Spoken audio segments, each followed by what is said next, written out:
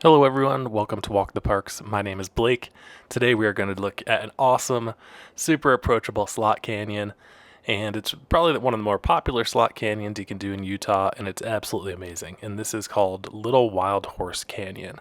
So basically this video, I'm just showing what the cool parts are, and we start right into it.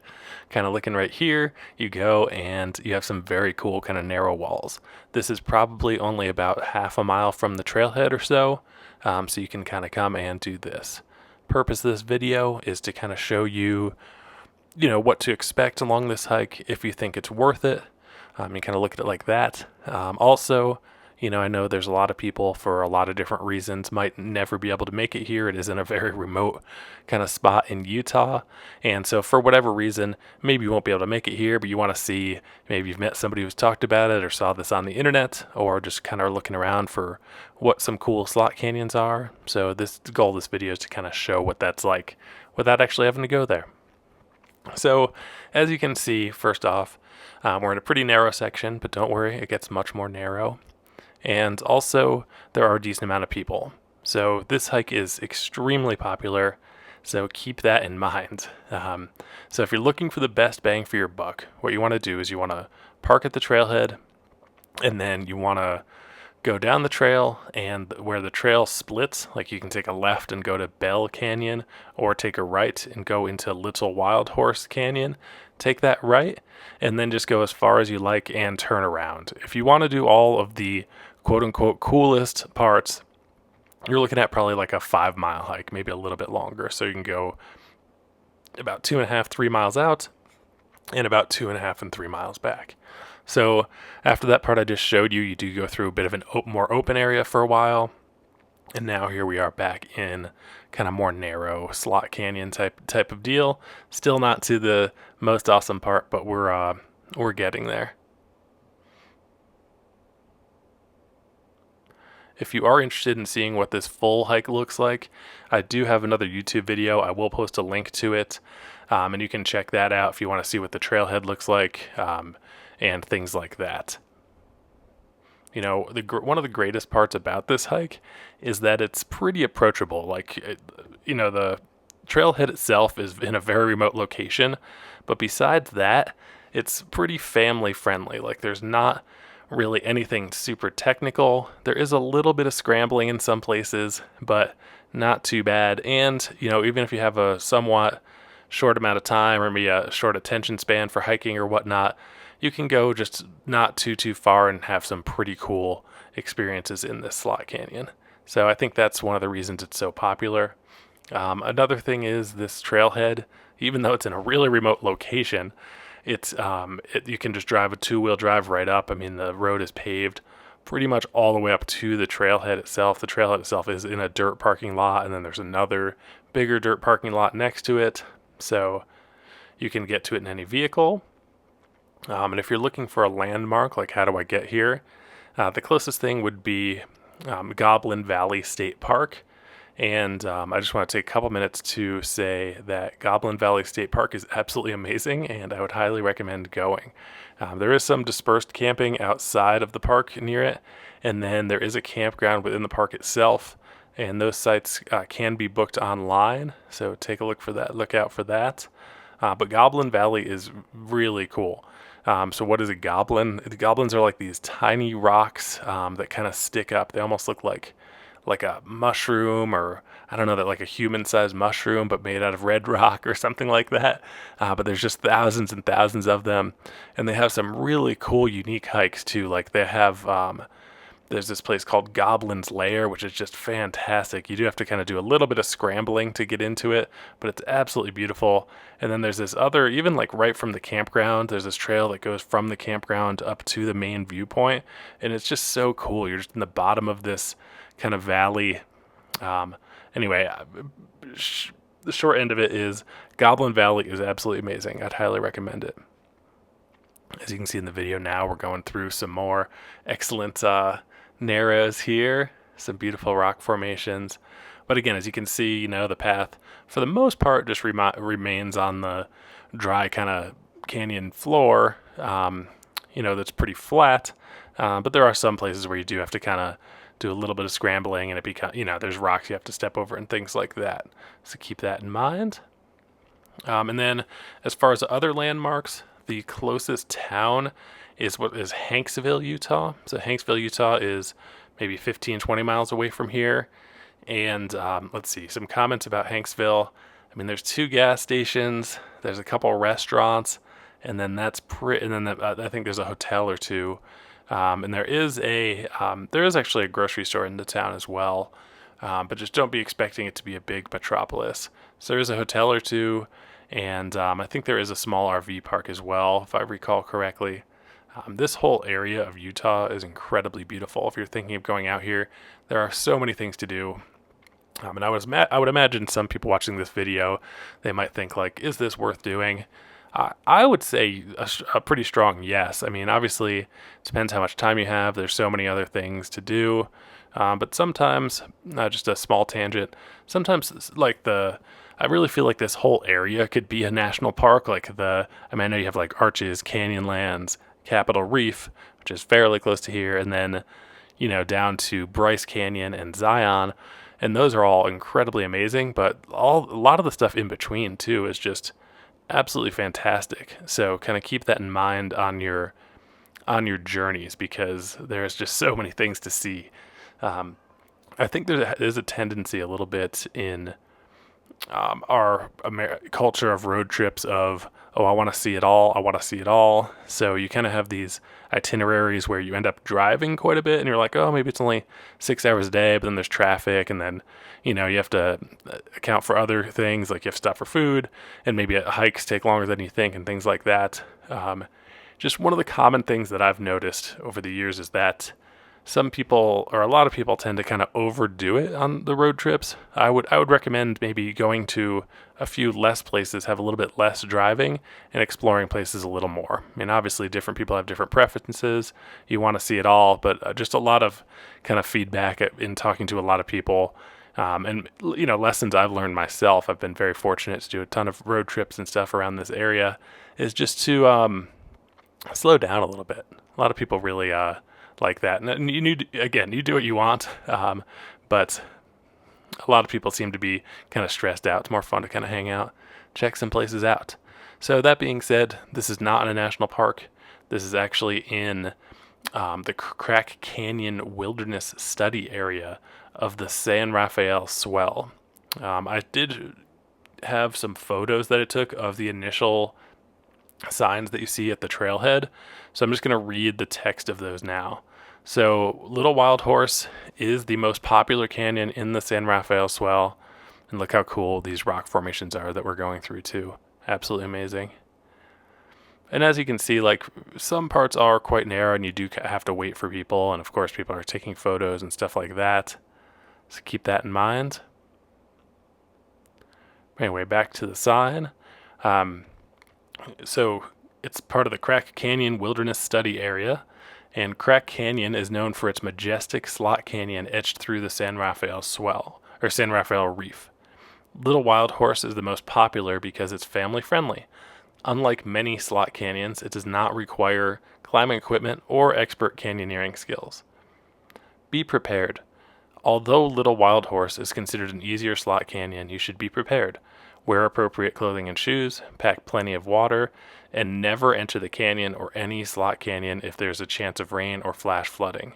Know that there may be water in the canyon bottom, and that canyon gets very narrow in sections. As you can see, we're kind of hiking through some of those very narrow sections right now. The other great part about this hike is that the narrow sections continue for quite a long time.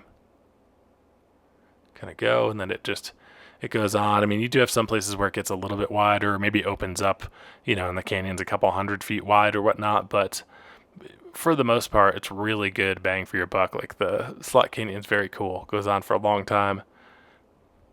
I just want to add a little bit more about the being prepared. So first off, make sure you're involved with, you practice leave no trace principles. What does that mean? Basically, anything you bring in, bring out. There is not any garbage service or anything like that. At the trailhead, there is a pit toilet, so make sure to use that As you can imagine, if you had to use the restroom right here, it is not an ideal place at all, and you probably wouldn't be able to do it properly, and people might walk up on you, so just kind of keep that in mind. Yeah, this place is awesome, though. Just looking at the video, I get kind of excited. I've been lucky enough. I think I've been here 2 or 3 times. And again, this video just shows the coolest part, like the most narrow, most scenic sections. You can turn this into an 8-mile loop, which I do quite like. I've done the loop a couple times, and I enjoy it. You kind of go all the way out, and the canyon opens up a little bit, and then you take a road, and then you go back down Bell Canyon. And Bell Canyon's pretty cool. There's not quite as narrow, but there's a good section that's fairly narrow and quite scenic. But anyways, so to add to the be prepared, so first off, ideal times to visit, certainly fall and spring. Even though the desert has some connotations for being hot, in the winter it can actually be extremely cold here. You can get snow, you can get ice. Sometimes it can be nice too, though, but not the most pleasant sometimes. It can be quite cool in these canyons, and the winter kind of exaggerates the cold temperature. And I can say the same thing about summer, or the opposite thing about summer. It can be extremely hot here in the summer, and sometimes the sun can just be relenting. Now, all the way at the bottom of a slot canyon, temperature can be a little bit cooler, but be careful, because then it opens up to places like this right here, and then you're fully exposed to the sun. But I would definitely just treat the sun and the heat with a high amount of respect in this entire area, because it can just be nasty. I know a lot of people think like, oh, I want some warm weather that'll feel so nice, that heat. And for some people, they do well in it, but oh man, it can also just be like soul crushing. So just be sure, I always wear a sun hoodie, and or at least wear sunscreen. Consider wearing a hat. You want to bring water, salty snacks. A lot of times it's so dry in a lot of these areas, you don't notice how much you're sweating. Like in a lot of places where it's more humid, you'll be dripping sweat. Dripping sweat is a much less common phenomenon here, but you can still be sweating significantly without even really realizing it. So you do need to replenish those salts and water in your system, bring those electrolytes. All right, so I'm going to go ahead and say that the next section is the most narrow, one of the coolest sections right here. So, and there was a big group of people coming through here. I don't know where they're from. I think they're from some school or something, but they were just telling me we have a ton of people. There was like 16 of them behind them or something crazy. So here we go. This is one of the coolest parts of the canyon. As you can notice, there is some water at the bottom, and it's kind of unavoidable. I mean, I suppose you could try to put your feet along the side some and kind of squeeze your way through, but not really. All right, so not only, though, do you have to be worried about the sun and the heat here, but also definitely have a healthy kind of concern about flash floods. So as you can see how narrow this is, something in another part of the canyon might not be that big a deal, but here it could be a huge deal in terms of water coming through and filling this all the way up to the top, water and debris just coming at you. Basically what the deal is that the soil here is not very permeable. As you can tell, a lot of times there's not even soil, right? It's just bare rock right here. Gosh, let's enjoy this part. I'm going to shut up for a minute here.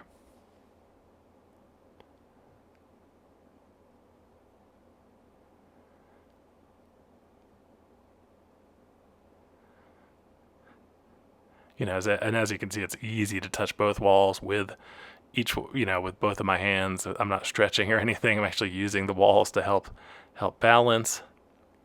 Can be a bit tricky to pass people in here, so you kind of have to keep that in mind. Let's see what happens here. I think I would try to, I guess they move over.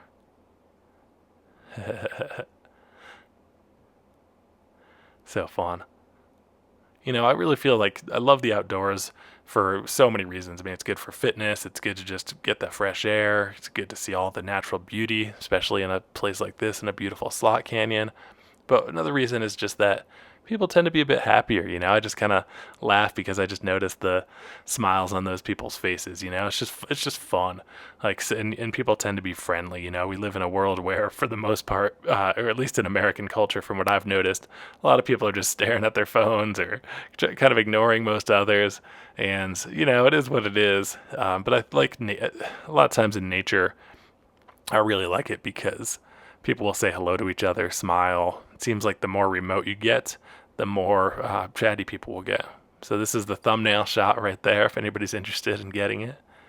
So as you can see, the super narrow part does last quite a while. You can also notice that there is some scrambling required in this part. We're going over rocks, we're going under rocks right here.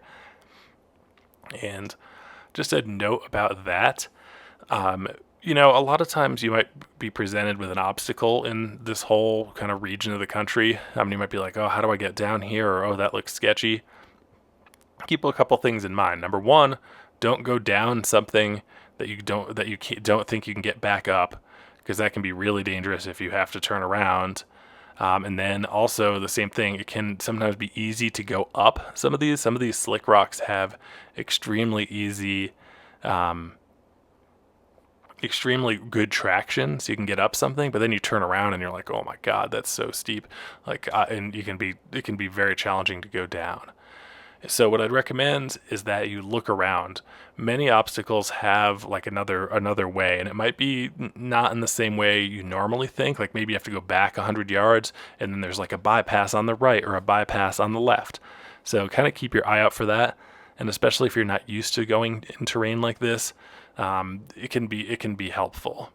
Same thing, a lot of trails, not really this one, but a lot of trails are just on kind of open bed, open slick rock, and not super well marked. So kind of just try to pay attention. I know most of the country, most of the world, most trails are kind of dug in. You can follow them really easily, or this trail is pretty easy, right? It's just at the bottom of the canyon, for this part anyway. But navigation can be quite different here, so kind of keep that in mind. And of course, all of these things I say, it really depends. I've been super fortunate to hike a whole ton. It's definitely one of my passions. I love backpacking. I've gotten to do 20,000 miles of it, which I'm so thankful for, and I feel so extremely lucky and blessed.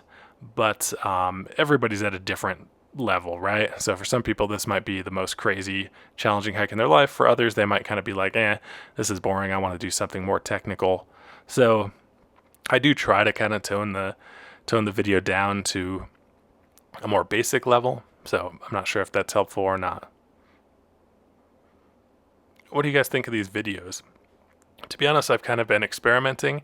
I think it'd be cool, and most of my videos on these hikes include the entire hike. Like as I said, I have a 3-hour full video of the entire 8-mile loop, because I look at it as more like just a resource that doesn't exist yet, right? We have guidebooks, but then beyond that, we have apps, right? You have all trails, you have all sorts of maps and things like that. But a lot of people think like, oh, I want to check it out, so I provide the whole trail. But for this one, I thought it's pretty unrealistic for people to sit down and watch a 3-hour video of this loop.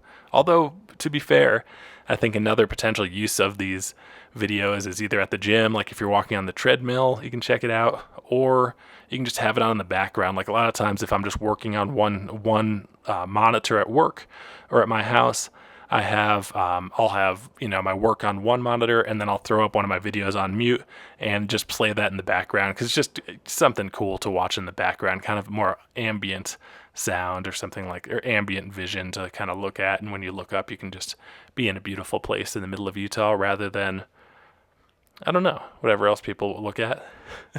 But let me know, do you prefer to just see the highlights like this? I know most hike videos are like, all right, San Rafael Canyon, and then they cut to a bunch of different things. Again, I'm more interested in the longer form and seeing the whole thing. And I hope there is some sort of audience that wants it. I know these videos aren't going to be, I'm certainly not Mr. Beast or something, but I don't know, hopefully it's useful. But again, if you have any comments or suggestions or anything, please do throw them out there. All right, so I'm going to go back to reading the signs. We're back to that. The width of the canyon has opened up a little bit. But don't worry, we still have quite a bit of more narrow terrain coming up.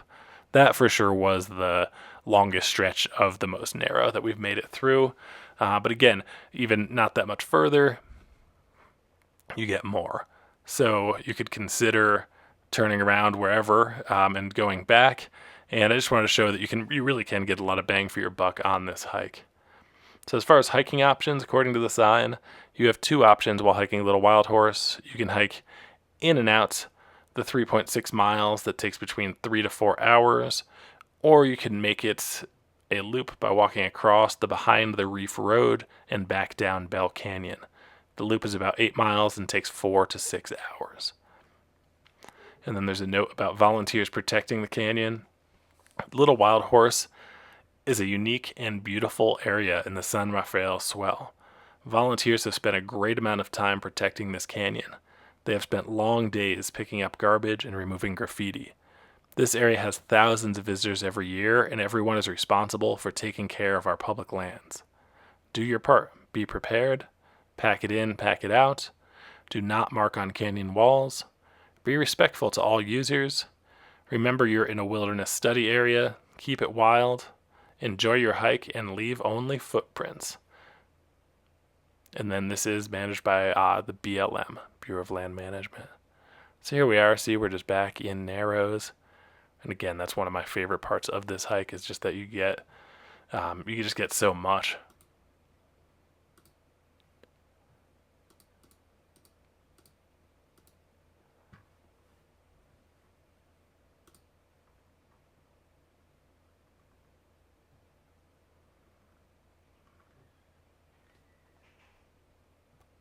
Have you guys found any other slot canyons that are similar to this?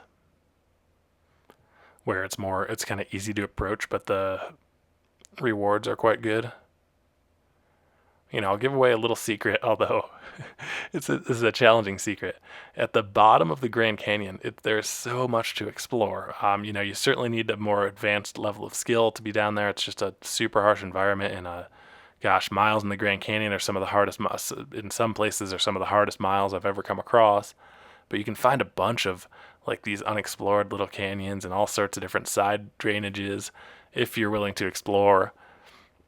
So that's one of my favorite places to go. I just love the Grand Canyon. But that said, I kind of love it all. Like you can go down and do like Muley Twist Canyon, which is in Capitol Reef National Park.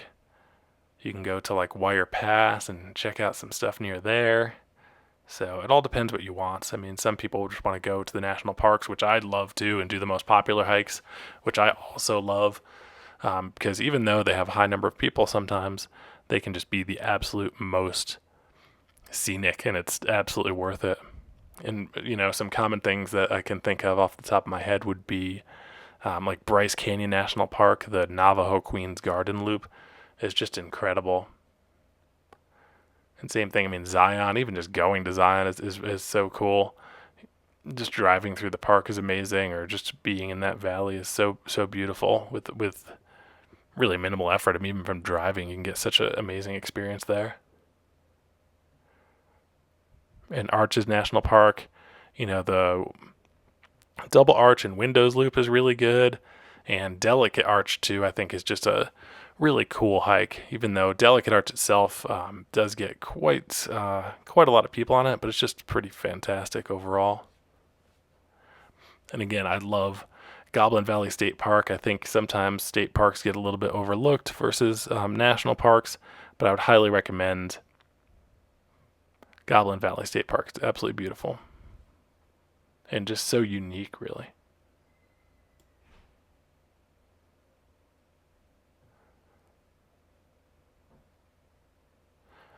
All right, now just to share a little bit more information, the Little Wild Horse Canyon Loop also includes Bell Canyon, and it's one of the most popular hiking destinations in the San Rafael Swell, an area known for its stunning geological features, slot canyons, and remote wilderness in Utah.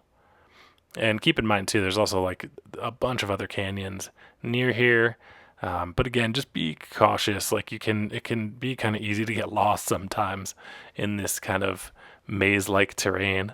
You can also, what's quite close, and close is kind of a relative term to here, is the Maze District of Canyonlands National Park. And I say a relative term because you have to drive down like a 40-mile dirt road to get there. But it's kind of right across the street if you look at it like that.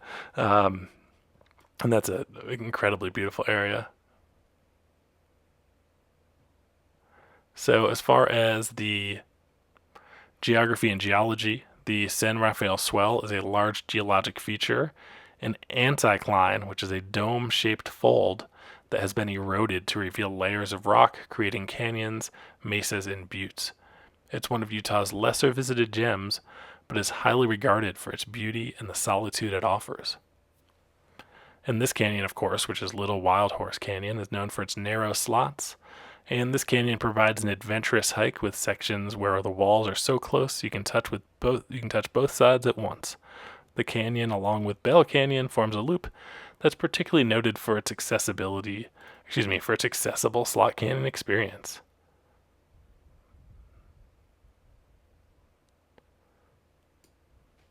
So we have seen quite a few people on this hike, so just kind of keep that in mind. It is quite popular, so consider starting early.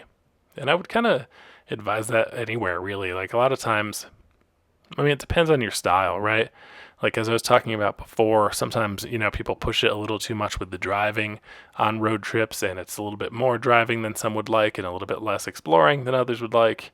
Um, so I would just encourage you to start early, though, because if you arrive at the trailhead at like 11 o'clock, a lot of these places can be, really filling up. Might even struggle to find parking, which sometimes I'm amazed at. Like a place like this is so remote, but I got here, or it's seemingly so remote, and I got here and there was probably like 40 cars in the parking lot. I was kind of blown away. And as you can tell, sure, we saw a couple small mud puddles, but there's really no water here. So I wouldn't rely on it finding any water in the field. You want to bring the water. But that said, depending on the season, you could also come and find like a bunch of water that you have to wade through that might be just freezing at the bottom of a slot canyon. So keep that in mind. Also, I mentioned flash flooding, and just kind of do keep that back of mind. I mean, I know it's not something people necessarily consider, but just look how narrow this is. That doesn't really take that much water to fill this up to a point where you won't be able to escape. And it's going to be really hard, like, say, right here to get to high ground, right? Like, I mean, sure, different people have different climbing skill levels and skills, but certainly going to be challenging to scramble out of this canyon. Almost impossible in a lot of places. So, keep that in mind. Also, keep in mind that while it might be a beautiful, nice day here, you get that classic bluebird, not a cloud in the sky view when you look up. But if it's raining sometimes miles away, depending how the water drains, you could be affected by that. So just be really careful of that. I mean, sadly, people do lose their lives to flash floods. Just recently, in the past few days, Havasupai has flooded really badly, and I know there is still some people that are missing as the time of creating this video. So please, please, please be cautious. So we just have a few more minutes of the video here. I just want to first off thank you so much for watching. If you do have any comments about anything, feel free to leave it down at the bottom. I think this is an awesome hike and totally worthwhile. But also understand that it's very remote. But if you do end up in this part of Utah, worth the side trip. And again, this is quite a commitment though too. I mean, if you're like, got to get to Moab or whatever, then maybe you want to skip it. But I think it's completely worth it. As you can see, I mean, any hike I think that has over I have 30 minutes of hiking.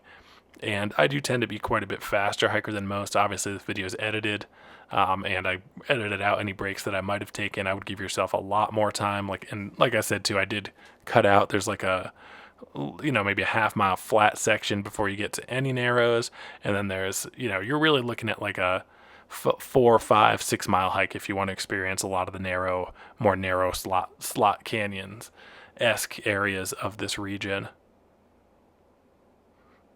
So what do you guys think? Do you have any recommendations for how I can make these videos better? I try.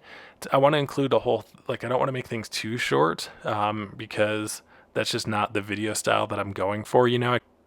And I know that there's lots of other resources that are out there for kind of short form, right? Like you can just read a little blurb on all trails, or you can go on YouTube. Maybe there is a shorter video. I didn't actually look it up for this particular video and just watch something really short. I like to, my goal is to provide a little bit long term stuff. And I think the one thing why there isn't too much of this is that the equipment required and batteries required. And like I have to set a timer, I have to set like an alarm for like a countdown timer for when to switch out the battery so I don't forget and stuff like that. So it certainly requires quite a lot versus like, just setting up scenes and just for a couple minutes. Again, the real purpose of my videos is to provide like an educational, this is what to expect and not a condensed version. And again, if you do want to see the full loop, I do have another video and the link will be posted down below. Thank you again so much, everyone, for joining me. Have a wonderful day. I'll leave you in silence for the last minute of the hike here.